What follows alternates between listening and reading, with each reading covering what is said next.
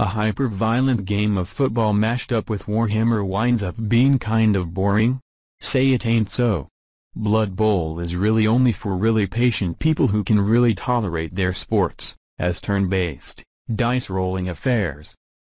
First off, while the game takes its inspiration from football in terms of being a brutal sport, and being about getting the ball into the end zone for a touchdown, it's otherwise soccer in spirit. This is because scoring requires a lot of things to go right in sequence for a scoring opportunity to happen. The game is structured in a turn-based manner. Each team can move players on their team according to their movement ranges, and execute actions like blocks on opponents. However, if a move fails, like a pass falling incomplete, an opponent countering an attack successfully, or tackling a player trying to run past, the problem is that the game is structured entirely in such a way that it seemingly thwarts anything cool from happening. It starts with the fact that the entire game is centered around dice rolls which are never actually shown to the player. So, why does anything happen? Good question. The game's tutorial does a good job at explaining the basics. Anything beyond that requires perhaps diving into the game's online manual. But still, the game seems more intent on living in a world where they expect even someone jumping in to know the rules. They start to become a bit clearer over time of just playing the game, but there's always that sense that something's going on that I don't quite know about.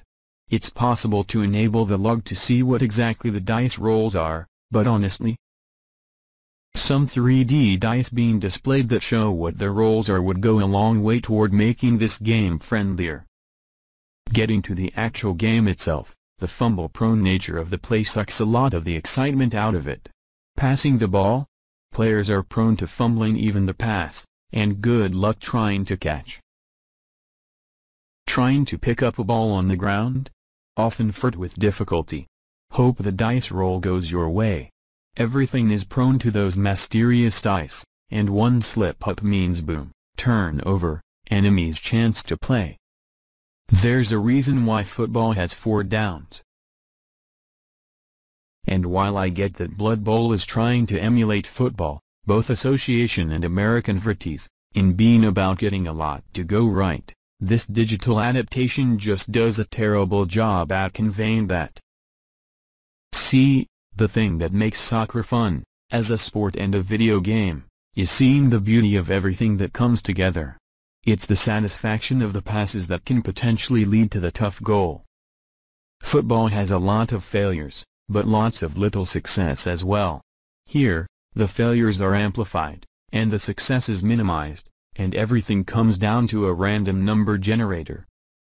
And seriously, is the Warhammer universe one where everyone permanently has butter on their hands? Perhaps for a very select group of people, who enjoy the fantasy setting, or Warhammer, or just have a tolerance for esoteric rules and mystery dice rolling, Blood Bowl is perfect.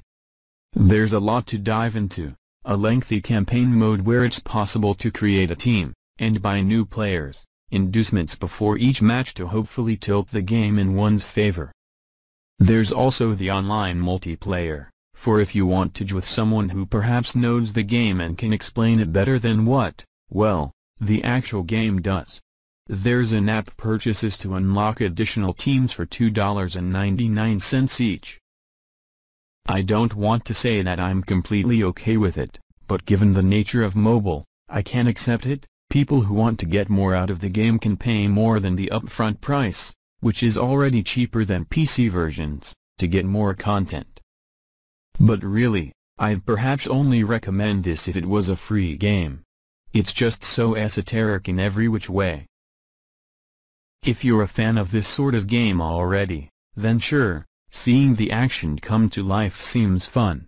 There's just too much work for too little fun for anyone who isn't already attuned to what Blood Bowl is about.